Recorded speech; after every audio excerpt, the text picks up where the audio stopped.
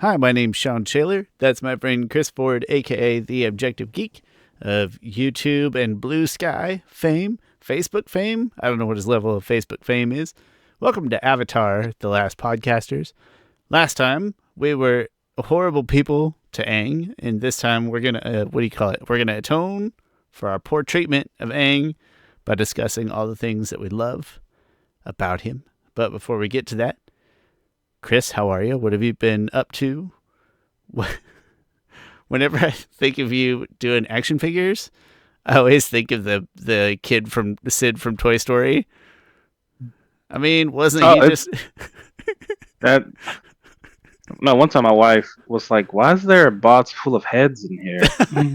I'm like, "Because that's where the heads go. They're just fodder." that's, And then today I used the word fodder around my daughter. So what does that mean? I was like, "Oh, they're just like sacrifices." do Like I have no use for these action figures besides using them to make other action figures. you should be like when she asked that question, you're like, that box of heads that just exists solely in case I need a plastic head? That's fodder. Yeah. That's the whole existence is just for that one specific thing. Because now I have like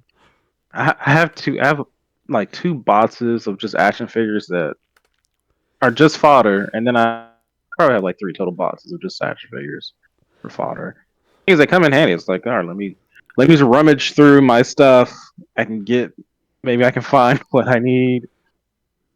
But most of them, I have plans for most of them. But a lot of them, they're just like, oh, this is $7. I'm like, all right, yeah, I might want that later. You don't have the idea now, but it's not to say that it won't come up. Yeah, And like the Incredible Hulk one I bought. It was like $15, and I don't like it at all. But I was like, oh, something might come around one day. And now I built one of my favorite customs of the absolute Batman that I showed probably a couple like a month ago or so. I mean, what artists with Heather? Heather has so much fabric on hand, not because she needs it now, but because who knows when she'll need a 1990s NFL logo fabric in a quilt. You never know when that's going to pop up. There are some patterns in there. So like at least that you'd be like, okay, so somebody had that fabric in the 1990s. But there's some fabrics like who thought that this compilation of like hot dogs and french fries was going to look good in any blanket or craft ever? Like when is this going to come up? Why? Are you okay? I don't know. It's probably what I would ask the creator of that. I digress. Chris, what else Hmm. you been up to other than other than teaching your daughter that a pile of heads is just fodder for your daily leisures? Nothing much. Nothing much at all. Right now I'm working on a Mr. Freeze statue. I took a Halo statue that was like Good it's probably the choice. most it's probably the most I've bought a new figure for just to turn it into a statue. Hmm? Yeah, I spent which is weird. I don't usually spend that much money on fodder. This is the most I ever spent on fodder. It was like $50 because the statues are regularly like $80, so Mm-hmm. still for 50. Now I've been looking because I have a bunch of villains now underneath TV, and I was like, man, Mr. Freeze is missing. I need a statue of Mr. Freeze. I got a statue of pretty much everybody else. Um, so I've been looking for like that right base to use, and then like, oh, I found a Halo statue. I just Google, not Google. I just go on Amazon, just look up PVC statues. PVC is materials like plastic. I think plastic vulcanized something. I don't know, but never played Halo. Maybe I played it once in my life in college, like for 10 minutes. But so I bought that statue, cut the head off, and used a Mr. Freeze head from a 12-inch statue, which I had to shave down to look smaller because the whole head proportion size thing. But it came with a lot of great like materials to use as like accessories and stuff for them. So And it's all kind of yeah, futury in a way that probably fits Mr. yeah, Freeze's vibe. yeah, like an exoskeleton kind of suit or exosuit kind of deal. It should work. So far, it's looking pretty good. It feels like a good match. Chris, this week we got a little more Attack on Titan in. I think we've got 25 ish episodes left, something like that. 20 to 25 episodes left. We're trying really hard to, like, we've got to plan like X episodes a week to have it done in time with if baby were to show up on time. Yeah. Just so that we can do an episode with the three of us. Gio's really excited to team up with you against me on a whole podcast episode and talk about Titan. So making progress. What was the last thing you watched? What is the last thing I watched? I'm gonna say it's getting really plot confusing right now. But Zeke was in the forest, and again, trying to say it without too many spoilers for other people. Zeke was in the forest with Levi, and he did something kind of cool, and then Levi did something kind of cool. Yes. I said cool, like horrible and graphic and awful. But, so like, cool. It's really confusing because it's like there's all these different sides on the island, and then they poisoned, the liquor. Mm-hmm. Yep, that was this last episode, or if not the last, then the one right before it. But, I think we're gonna be able to get this thing done before the baby shows up. But even if not, it's not like I won't be able to watch TV while I'm holding a baby. It'd just be less predictable spurts. I don't want to Google. I don't want to Google number of episodes because I'm afraid I'll see something spoilery. I think you have like 5 more episodes, and then 2 like hour-long, maybe hour and a half long things. And I think that might be broken out into episodes or something like that. I don't know. Okay. I'm gonna say one thing, Chris, just to you, for you to take just relative. Okay, just take this relative exactly and literally as I say it. I do think season 4 is my least favorite season of the 4 seasons. Interesting. I think that it's because you don't know what to think about anything. I'm gonna say, and I say this about HBO. Like I always use that phrase, like it's like an HBO drama where it's just trying to do the most dramatic thing possible, and that's just something that has never appealed to me. And that's what season 4 feels like. Like, hey, we're just gonna do the blow your mind with all the things at once. I would say that seasons 3 might be my favorite. I think. Yeah. 3 or 1. Yeah, season. Probably 3. Yeah. Second half of season 3, when it's like just the battle for Shiganshina. That was great. And even after, I think I complained to you at the first half of season 3, which is the whole Ackerman storyline that just doesn't do much for me. Ackerman and King, Kenny, which didn't, but it recovers super well in the second half and becomes very interesting. So I think that arc for sure is my favorite arc. But even then, I think the whole of season 3 just because of that part. Yeah, and like at first, the first half of season 3 was like the whole political stuff was boring to me.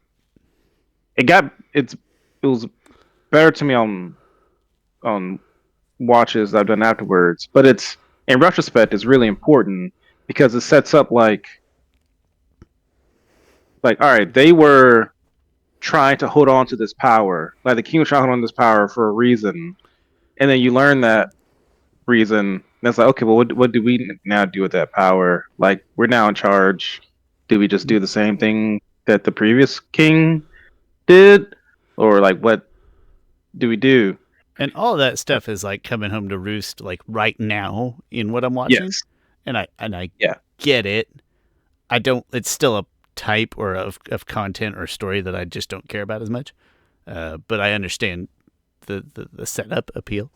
But no, that second half of season 3 is so cool. And then in the second half of season 3, I'm not saying positivity, but you finally get some payoff. Like you finally get some closure, or you finally get a victory. You finally feel like you're being rewarded for like all the punishment you've had to endure, and that's very important to me in the way that I consume content. So season 3, favorite, I think. Season 4, least favorite, definitely. Not to say it's bad, just relative. You had texted me a message, and I was thinking about this earlier about the new warrior candidates. Like, oh, I look forward to like seeing what they do and progress. And I just so badly want to be like, yeah, sure, you'll see how that whole 4 warrior candidate does. How that thing goes. I'm just imagining. I'm just imagining those scenes when they're. Never mind. We'll get into it when we. We will. Yeah. It'll be a good time. And then I feel like there's one other Titan thing I was going to put in the universe. What was it? I can't remember. Oh, Gio and I had a cool constructive talk about how little warrior girl whose name you'll say, Falco, and what's her name? Abby. Thank Gabby. you. Gabby. Yeah. That it's neat that she's just like a slightly warped parallel to a young Eren. And we had kind of a cool conversation about that and what that meant. She definitely meant to do that. Like, there are scenes that she looks like they look like they could be related. Like, if they were brother and sister, if I showed you a picture of both of them, you'd be like, oh yeah, is he the older brother? And it's very intentional, and it's in a show where like nothing is a coincidence by design. And again, that's not to say that's good or bad, but like it's very on purpose, and it's nice that like, oh yeah, I see what they're going for here, and I get why they're presenting it in this way. So we'll talk about that soon. That's been my whole life right now. Has been just a little baby stuff at a time, writing lots of thank yous, and watching a little Titan every now and then.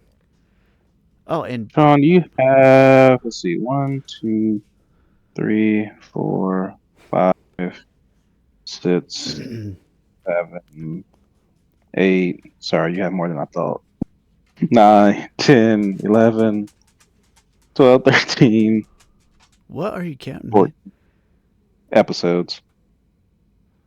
You have 14 episodes and 2 specials. Okay. Holy crap, I was way off. I forget how much all this stuff happened. I am. Oh man, did you watch the episode where? You probably did. Yeah, that's right. Where Gabby was at the restaurant. Uh-huh. Holy crap! Man. That was either this episode or the one right before it. Mm-hmm. And she goes up to the chef, right? She's like, "Oh, hey, really? Like we're cadets. I'm sorry, we're warriors." And then like we got onto the ship, and Falco's like, Gabby, shut the F up. She does that so many times where Falco's just like, yes, shut up. Yeah. And he's like, did you kill him? And he's like, did you kill someone? Yeah, I got her. And then plugs him with the wine bottle. Oh, yeah. And now he's got the stuff in him. What the heck it's called? Yeah, Zeke spinal fluid. That's it. He's got some Zeke fluid in him, which sounds gross to say, but there's fluid. Repeatedly. He got fluid. In like 5 episodes, it's just all a string of Gabby saying loud stuff and Falco just being like, oh. The internet hates Gabby. I do too, but in the way that I'm supposed to, right? Not that I hate that she exists, but like, of course you're supposed to hate her. She's trying to sort of embody the negativity of that mindset. Yes. But yeah. So at some point we'll get Gio on. I think because we all 3 like to talk, that we'll probably have to split that one into like 2. I mean, it's fine. That's part of the deal. Yeah. But we'll probably have to split that one into 2 just so we can like converse freely. Maybe like a spoiler free and a spoilers like we do with books, or just part 1, part 2, something like that. Yeah. But enough about Titan. Chris, let's talk good stuff. Let's talk good stuff about Aang. About a happy show. A happy show. Oh my! About Please, Chris, you don't know how much it means to me. Talk about a happy show. What's the Brian Regan? It's like you told me this was going to be a happy place. So last week we lovingly pointed out all the things that we don't like about Aang, most of which still contribute to what we do like about him as a character, but things that we don't like about him. So this week we're getting the payback. I'm gonna say the things that we do like about him. Chris, I think it'd be wise if you go first because traditionally you have more bullet points than I do. So yeah, I feel like you should lead with your. I have 3. Let's prioritize these bad boys.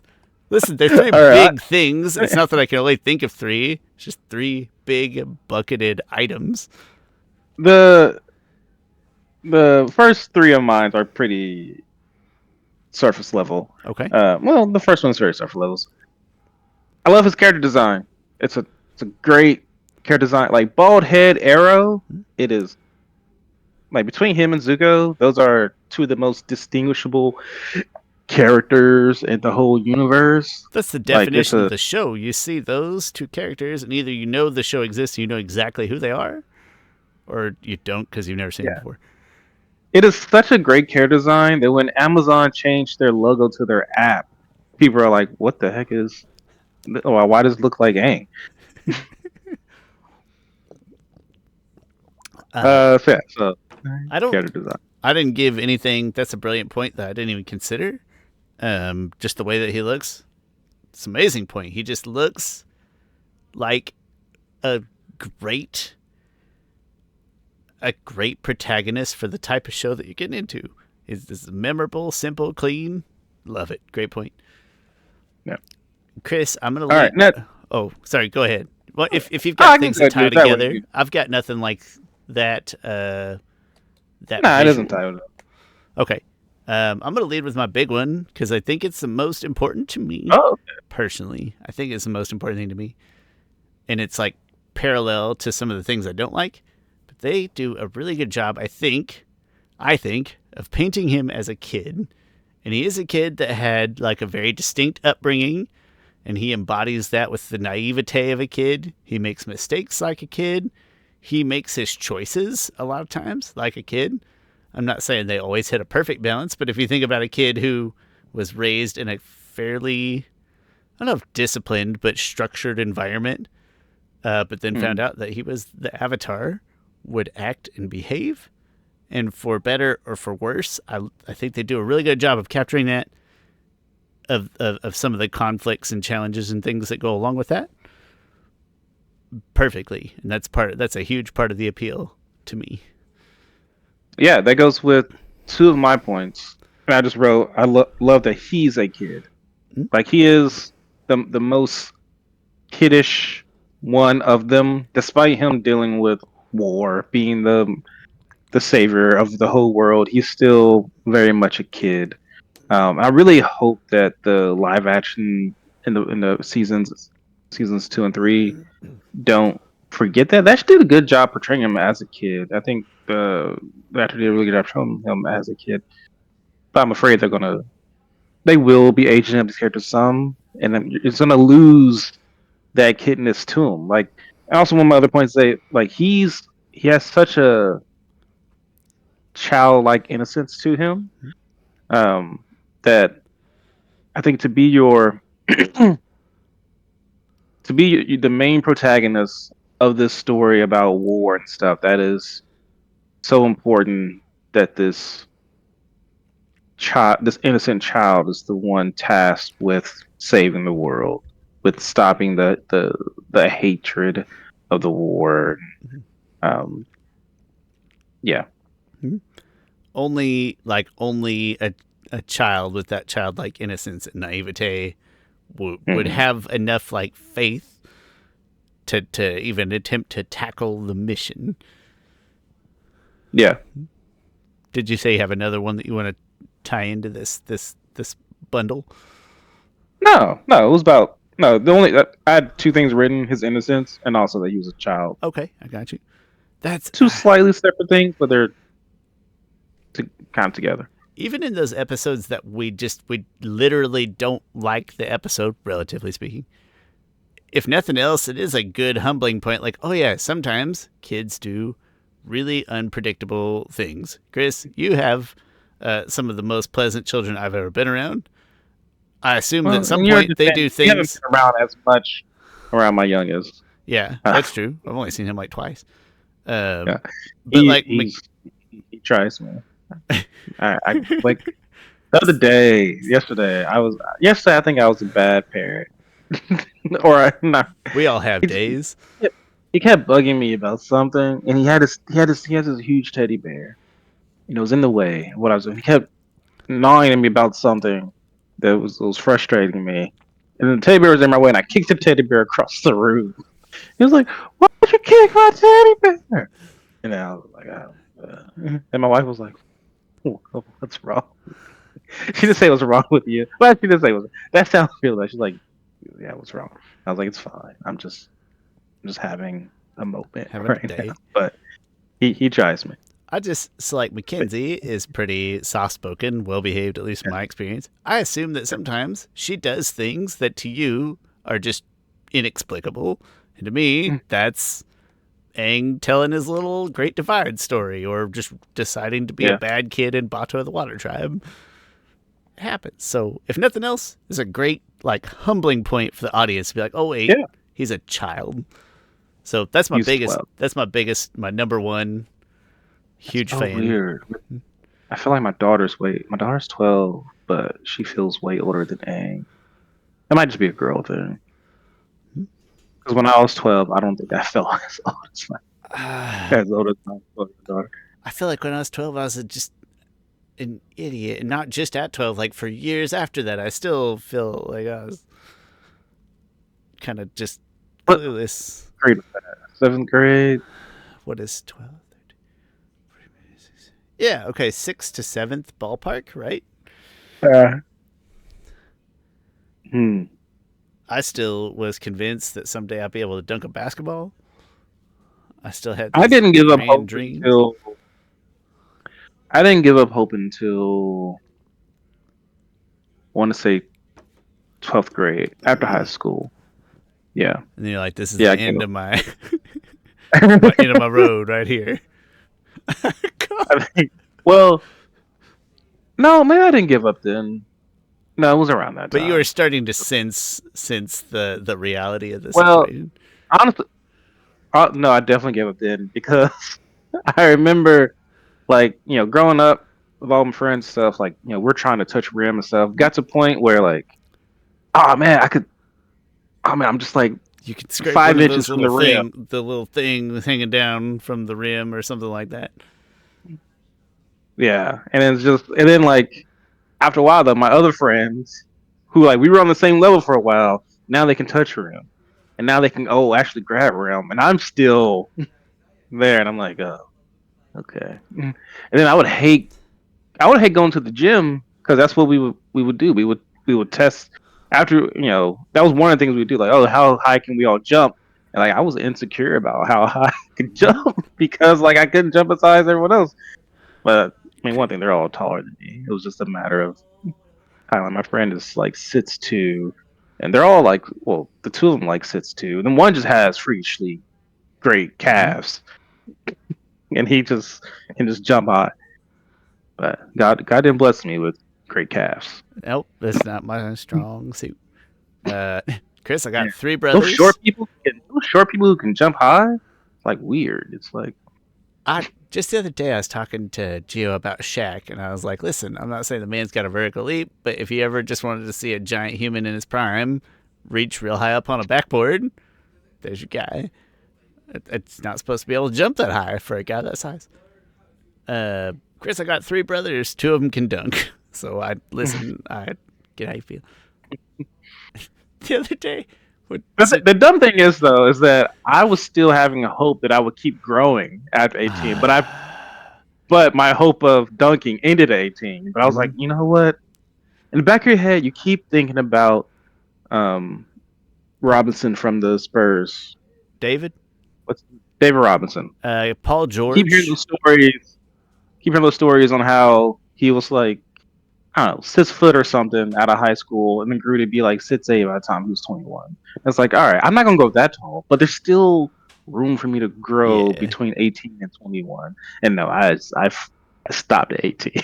Paul George was like a 3-inch growth spurt from, I don't know, it was like right after 18, 19. Like it was late. Uh, Yeah, Maybe even he was already in the league and he put on like 2 more inches. Something I like wonder if that. Anthony Davis. I know Anthony Davis was late. I'm not sure if he was like late, like high school, because he played point guard and stuff in Yeah. like He his was early years. still, he was 6'10 as a freshman. I have pretty vivid memories of Uh, that championship game. So he was 6'10 as a freshman in college, but he was still a late bloomer. Like, yeah, he was playing guard duty through high school. I yeah, I called. She has been totally up for going to the community center playing basketball. So we were doing that. First of all, we start at the top of the key because we're both bad dribblers and bad shots. So we start at the top of the key. Sorry, instead of the top of the key, we free throw line, right? So at least you have the opportunity to pump fake, right? A pump fake. I've never heard this story. All Sorry, no, I feel bad now. But you don't have to feel bad. It's the reality of the situation. But what it does, Chris, is it allows a pump fake to be a factor, right? If you can't shoot, then and you're starting 1-on-1 at the top of the key, you can only do true. one Okay. thing. So I was like, you know what? We're both bad at it. Let's shake it up a little bit. No, it's funny. You admit, we talk about rule changes to various things all the time. He made a rule change, and like, all right, to get the game going, to allow the offense, And you know, we didn't even think of it. ways. We just did it like, hey, this is stupid. Neither one of us is popping threes. Let's come right up here. We just did it, and it just worked. So NBA take notes. Oh, I love popping threes on top of the key and one on one. Not our jam. But I was like, hey man, I'm getting really tired because we were just playing around, and I don't have any stamina. It's like, all right, I'm getting tired. Let's play a 2. College overtime rules because we've been there for like 45 minutes, something like that. Playing a 2. Mm-hmm. College overtime rules. So if you make it and you hit the ball first, then I get a chance.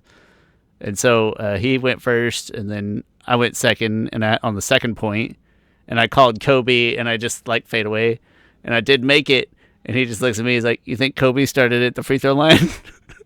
I said, "Doesn't matter. Went in. Damn it, you be quiet." But it's funny to watch him because he gets like infinitely better from one visit to the next visit, like just his grasp. Yeah. I mean, it's essentially it's wildly accelerated because you're not having to teach him to be coordinated. You're just trying to have to teach him to dribble and shoot a little bit. So it's a lot of fun.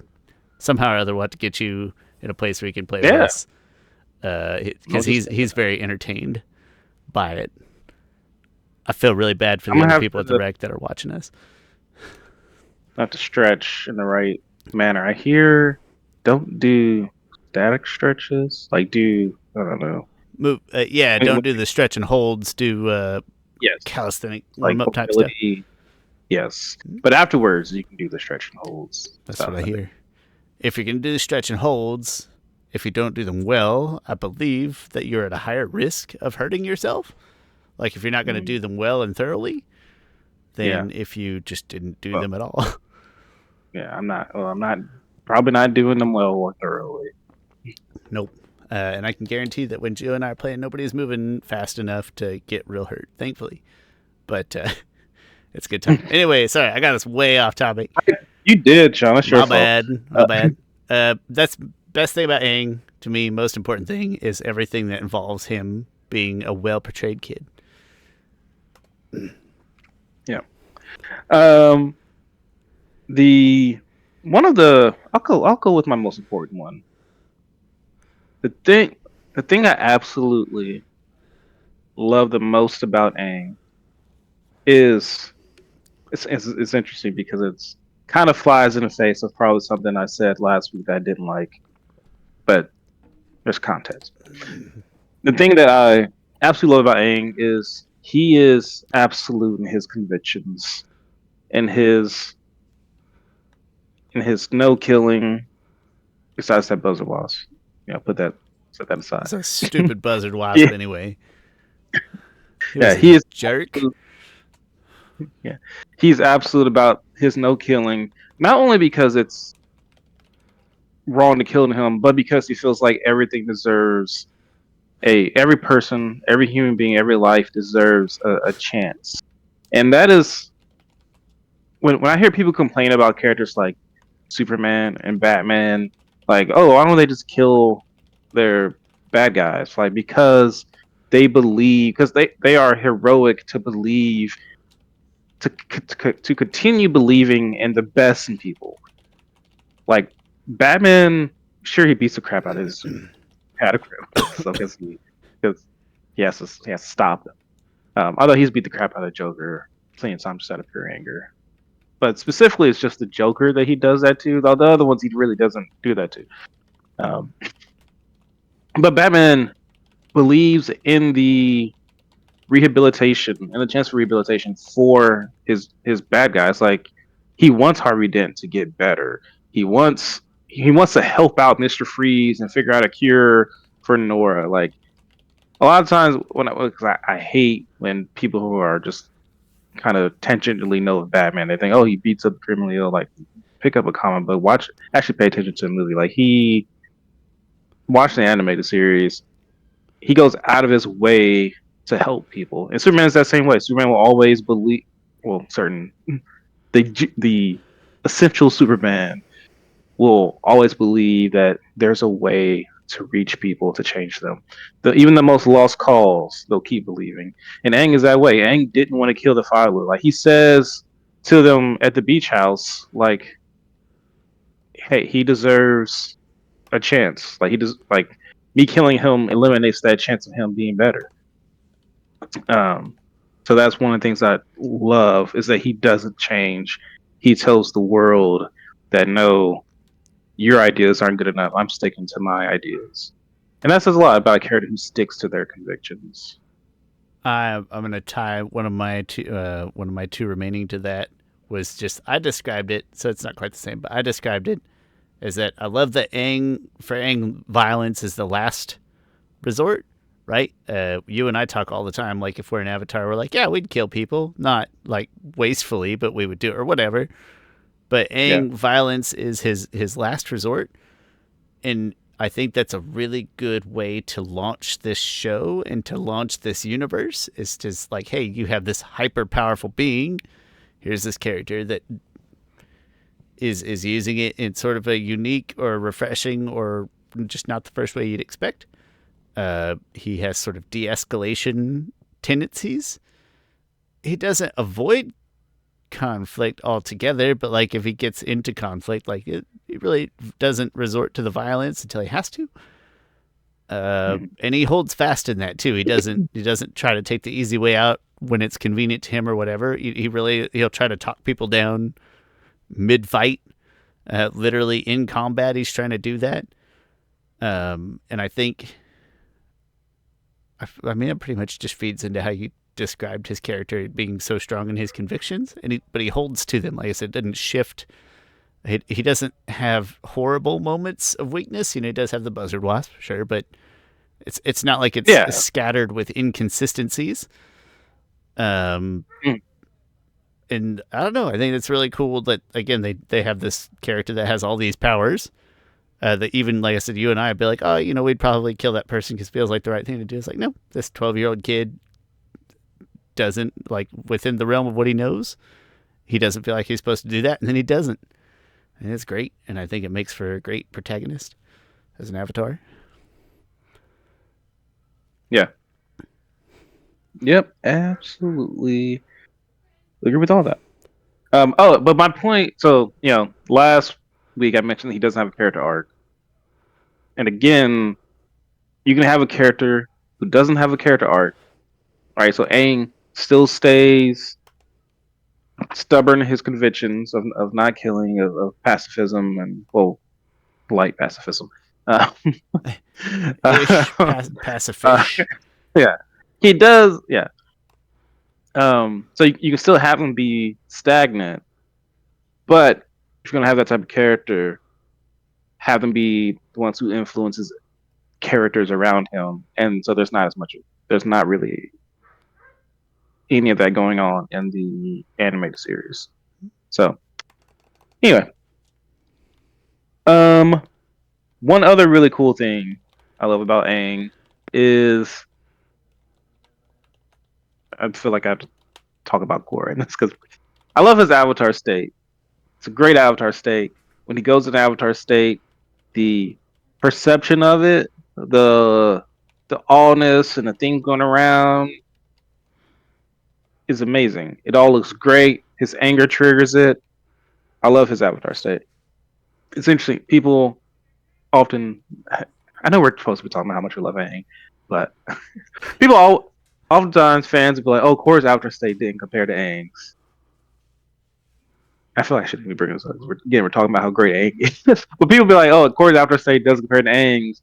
I'm like, the actual, if you look at the actual feats of their separate avatar states, Korra's is often greater than Aang's, but Aang's is like perceived as better, as more grand or as something, but really like the lasting impact of it wasn't, like tearing ripping a hole in the universe. Like it's more like, oh, it's amazing out. It's a great avatar state. It is like visually great, thematically great. I think the only avatar that comes close to like having a better thematic avatar state. Granted, we've seen at least four in animation. Well, I'm thinking of Kyoshi's. Like what I'm imagining reading the Kyoshi novels for Avatar State is really cool, also. Um, but so Aang, love his Avatar State. It's great. Aang's avatar state is so great because A, visually looks the coolest, hands down. Yes, He the looks so eyes, cool. the arrows, the tattoos glow. It's amazing. And then it stands in such stark contrast to everything else about Aang that I think that makes it more potent. It makes it feel like it has more punch or something to it because it's like Yeah. the avatar state's like an anti-Aang Mhm. aesthetically in a way. And Yeah, I love. I think that's what makes it very interesting. yeah, and narratively, I think yeah, like you're saying, is that yeah, it stands in contrast to Aang, and that was a storyline, right? Like he was having those nightmares in the episode The Avatar State of him going into the Avatar State and feeling like all this power and stuff was beyond his control, Even or how Nightmare terrifying. Avatar Aang state is cool. Like it's sick. Yeah, mm, No, it looks. I didn't really think about that either. But you're just by itself. It's a it's like magical. Well, I know they don't like it to be associated with magic. There's an extremely magical and engaging quality about his avatar state compared to him compared to regular old Aang. Chris, my last one, and I think this is like an underappreciated foundation of what drags me into the whole show, is that mm, there's something about the creativity of Aang's airbending and the way that he handles himself when he's bending. It's mostly in combat, but not by necessity.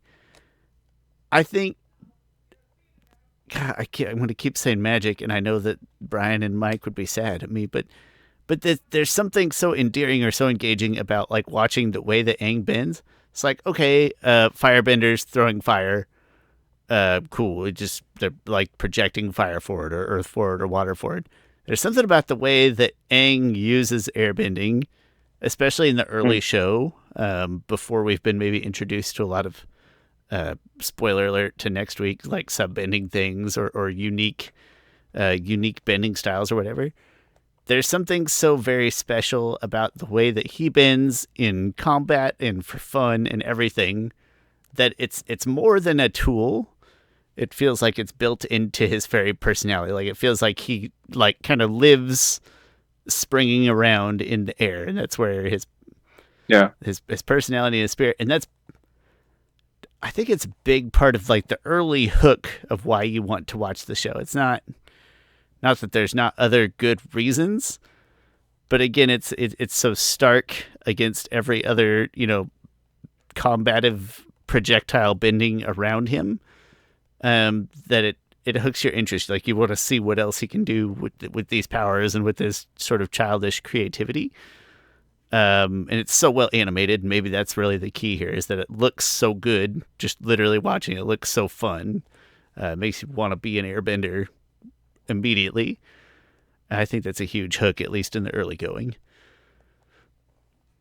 Yeah, his bending. You're right. In early going, there was kind of more of that, and maybe as he got more elements, there was less of that. Maybe. Um, but his out of any character across every character in the books or in the show in Korra or in Avatar or in whatever, Aang's airbending feels the most like an extension of himself. Hmm. Like nothing else, maybe Toph Toph is a was my second. next Toph thing. second. Yeah. But there again, there's something so unique about the way that Toph has sort of creatively learned to bend. It's like the same principle of they didn't Mm. learn bending. It is sort of just a part of their every moment of existence. It's not a tool. It is an extension, more so Yeah. than other characters. So yeah, I Yeah. think that's what pulls you. That's what pulls you in those first few episodes when you're watching. You're like, that looks like a lot of fun. That looks great. I want to do it. I don't just want to throw fireballs. I want to play games and be silly and halfway fly. I want to fall with style. More Toy Story references. Chris, those are my big three bullet points. They obviously trickle down to a lot of other things, but my biggest three Mm. bullet points about Aang's uniqueness and why I love him as a character. I believe you have a Yeah. few more. My last one is I love how Aang is really wise. Like for a 12-year-old, he is really wise. It's funny, it gets on the nerves of some of the other characters. Like when specifically a great episode is when um Katara is trying to borrow Appa to go pretty much kill Yon Ra, and Aang tells her like forgive, like I think he's wrong to tell her to forgive him. But there's still wisdom behind of like holding on to this. It's like I think he says some type of two-headed rat that while your enemy gets bitten, you're getting bitten as well, stuff like that. Um, it talks about how doing nothing is easy, but forgiveness is hard. Like that was a really, really pathetic or wise quote from a 12-year-old. And there's other moments where he is just oozing wisdom. Um, which is it's just that's also kind of a contradiction to just him being 12. What I my current D&D character, which is vaguely Aang like on accident, and it was supposed to be Luffy, but it became Aang. D&D distinguishes between the stat intelligence and wisdom, and my character is Oh, extremely high in wisdom and very low in huh? intelligence, which is a That is very like very accurate Aang's not depiction of that Aang. smart, He's but not, he's really wise. yeah, he's not dumb. He just intelligence is more Oh of yeah, like an acquired worldly knowledge that he just does not have, whereas wisdom yeah. is that next level stuff. Also, I don't know why this is funny to me, but as a monk in D&D, the path that I've chosen, my wisdom and my dexterity contribute to my armor class, which, long story short, is your defense, like your defensive number that somebody has to swing higher than in order to do damage on you. And those are the only two I rolled high in at all because we did a high risk, high reward roll to roll our characters this time. And those are both so high, and everything else was so bad that I almost had no choice. It's like I have to go with the one thing that randomly, just like it's a monk where high dexterity and high wisdom makes you really hard to hit, apparently. And so then Luffy became Aang. I named him Momo too after I recognized that it's clearly an Aang knockoff. I named him Momo. But anyway, wisdom versus intelligence, big difference. Aang is very wise. He is not very intelligent. Yeah. We didn't talk much about Aang Well, I kind of guess that goes with wisdom. He's Aang and Legend of compassionate. Korra. Oh yeah, Aang is a dad. We've mentioned a lot of Aang dad flaws. We didn't mention Aang dad positives. Yeah. He was very accepting and helping with Kaya when she came out to him. That's one. Um, He tried really hard not to let uh, his sort of family growth of responsibilities and everything. Like he still kept to his intended mission and responsibilities. I think there's something to be said for that. it's just there's a scene in one of the comic books. It's a flashback with Tenzin. Tenzin, I think, is telling some story to his daughters, and it's about how like these kids came around and like vandalized the air temple, and Tenzin like wanted to beat the crap out of them, and Aang didn't. He invited them in to have dinner, and Tenzin's like, "What the heck? Like we should be like locking them up or something." And Aang is like, "Nah, like show kindness or whatever, be different." He is incorruptible, as a He phrase is I know incorruptible. that you would like to use sometimes. That is, which I would have. Well, I guess kind of goes with conventions, but incorruptible is slightly different and a very important thing. Kind of goes with the yeah. Well, it also goes with the innocence of like Aang is so innocent that he is incorruptible. It follows that conviction note, right? Yeah, Yeah, he's so he remains. So it goes from childhood innocence to like, nope, he hangs on to that conviction his whole life. How admirable. yeah, yeah. I don't see. I feel like you could make a case that Aang should have grown, or you know, sounds weird in a way, matured to be able to kill. Like one of the reasons why fans think Aang doesn't kill Ozai is because not only would it fly against his beliefs, but if Aang killed Ozai, he wouldn't feel like an Airbender anymore. Like there's no more Airbenders. He's the last one. He has to hold on to that. That's one of the reasons why he doesn't kill Ozai. But after he has a kid, he's no longer the last Airbender anymore. A fan would speculate that well now he can now it's not a sport he can I kill. can start popping No longer. caps. Yeah, but he was adult Aang, even though he matured into the world, even though he probably better understands like, yeah, sure, would it be better if this person died? Probably, but I can't do that because of my beliefs. He's still that same. He still has that same belief and conviction. What else about Love Aang's connection to animals? Being an airbender, coming out the gate with the show, like tying together bending and nature. I think he's sort of an immediate linchpin for that aesthetic, I'm going to call it. Aang. What else about Aang? That might be all the things I can think of off the top of my head. I But mean, I love that he part of him crushing on Katara is also that innocence of love that he chose love over power, right? At least the first. I mean, he had no choice in the catacombs, yeah. but essentially, it's like, no, I can't do that. Like, what's the point? Like, you know, and man, I forgot. I might have read, Again, and maybe it was somewhere in that's the childhood book. a childhood thought process of love being the end, not the mean, doesn't care about the means, cares about the ends. And I think that's Yeah, very, very touching.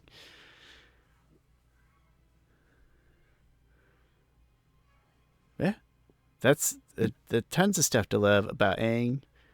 And no, there's not tons. We just listed them all. We're done. We did every single one. No, love Aang. Aang is essentially the linchpin of what has to draw you into the show early on. Might not be why you stay, but is what gets you in the door. oh, absolutely. He's like the only. It's funny. I mean, Katara's great, but Sokka's like Katara's so sounds mean, weak. She's I so guess in the beginning and reliant Sokka on is dumb and Katara is yeah weak. and Zuko is annoying. Yep, 100%. But Yeah, Aang is this bright spectacle against a dull and white landscape. that's that's so funny. That's such a weird realization because Aang is often is like anybody's top five characters. Aang might not be in some people's top five. Maybe not. The whole cast of most characters of Avatar feel not just as important as Aang, but like we talked about before, like one of the biggest differences between Legend of Korra and Avatar is that Korra is more of a central figure than Aang is. Hmm? Uh, like the other characters in Avatar feel more impactful to the entire story show arc plot.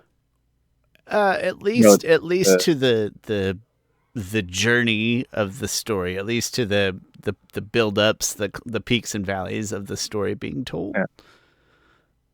But it starts off, yeah, like Aang is just the most important person. He does it great. Like I said, if you're watching those first couple of episodes and Aang and his nature and the everything about him doesn't intrigue you, then the show's just not for you, and that's fine. Spoiler alert: Yeah. Aang is in my top 5 characters, absolutely, but I can completely understand how he might not be, and yet I would stand by my statement and be like, all right, so you didn't start watching the show by kind of getting hooked in those first few episodes because of Aang. Not that that's enough He's in reason your to put top him in your top five. 5. He's in your top five characters of the whole universe, or just Avatar? Let me think real quick. I'm going to hazard a guess the entire universe. Definitely Avatar. I believe the entire universe. I'm comfortable saying that. The universe we know so far. We'll have to do that episode someday. That'll be a biggie, and it could change I over think we time. did it. Maybe we drop one before any new content comes out, just Pretty in sure we case. did a top. Pretty sure we did a ranking our favorite characters. Oh, just favorite. No kidding. Did we do books too?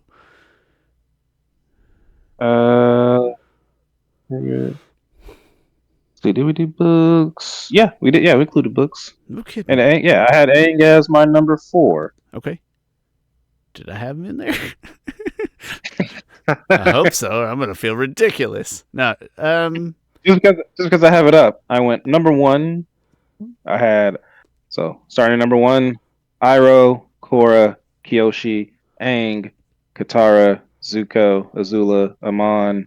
That's interesting. that's a good list though. Like I know you might deviate if you had to redo it right now. Probably look a little different. But that's a good list. Yang Tenzin, Rongi, Toph, Lin, Suyin, Zahir, Sokka, Suki. Just making sure we didn't blind rank that, did we? Just kidding. Just kidding. But yeah, I don't remember if you had Aang at 4 or not. You have to go back and look. I don't either. I bet he's in my top 5, but I'll have to go take a peek. Probably. Chris, this has been Avatar: The Last Podcasters. My name's Sean. That's my friend Chris Ford, aka the Objective Geek of YouTube and Blue Sky and questionable Facebook fame. I don't know why it's questionable there. I'll put the details down in the description. Oh, there's no fame on Facebook. There's no such. That's what it really is. Facebook is just a figment of our collective imagination that just happens to be supported by all of the pictures we've taken since the year 2007. Every single one of them. For me, 2006. 2000. Nice. Pretty much when I went to college. Because Same. I used to think that you needed a college. Because at one point you did. Yes, but by the time I got to college, you no longer needed a college email address for it. Okay. But I still thought you did because I kept being like my friend kept being like, "You need to get on Facebook, fool." I was like, "I don't have, let me wait until I get to college." He's like, "You don't need that anymore." All right, I'll think I still waited until I got my college email address. Just in case the Zuck listens to our podcast, I want to note that I find it a very useful photo storage and communication medium that I intentionally do not scroll freely on purpose by design, but still I useful. can't scroll. It's like scrolling anywhere nowadays. It's like Scrolling, Twitter. it's Twitter kind is of like filled with. Twitter is like weirdly. It's become just filled with like very right stuff, which I don't care to look at. Like, why do I keep getting in like the For You page? I feel like I know they make changes purposely to like post more right wing stuff. For You page used to just be here's the things we think you will like, and now it's just like here's a news article and stuff. Like, no, I don't want to see news articles. And then Blue Sky, maybe I need to change some by setting. Blue Sky is like two left. That's doom scrolling, like absolutely. It's just everyone on there just complain. I'm like, I don't want to doom scroll. And then Instagram is just boobies and stuff it is. because Instagram is I the don't. thirst It's a, traps. I don't know that's why. annoying to me. Like it's all I I have one account, and that would be most of what they. Yep, It seemed like it same was. problem. Same problem. I don't search the stuff, and Oh, Chris, I then could be wrong. I don't know the algorithms, but I'm going to say from personal experience that I believe it just to be demographically I'm inclined. pretty sure it knows I'm a man, and it probably guesses Yes. I'm a man. And it's like, here you go. It And probably, yeah, it can probably gauge from the content of and information then that we have entered that we are no less than bisexual, I guess, or no farther away from hetero. What's a nice way to say that? I don't know why it's so funny. I imagine the algorithm is like, gayness, and It's like at most bisexual. They're not gonna. honest, They'll never. At most, but probably straight. probably But at straight, but most, we can feel confident in bisexual. That's a funny way to gauge that, but no, Chris, same problem. I think it's demographically inclined. Don't you know what? Everybody, maybe just scroll a little less. I don't think that scrolling is good for your brain or your that's terrible. emotions. Uh, It's, I don't think it's good, but I'm not a doctor. Instead of doing that, what you can do is you could leave us like nice comments and likes and thumbs up and stuff with it. You don't even have to scroll that far down below, and we really appreciate all those things. Thanks for listening so much. Appreciate you. Come back next week. We're going to rank all of the bending types. All of them. Surprising. all of them. A very surprising amount. Thanks, everybody. See you next time.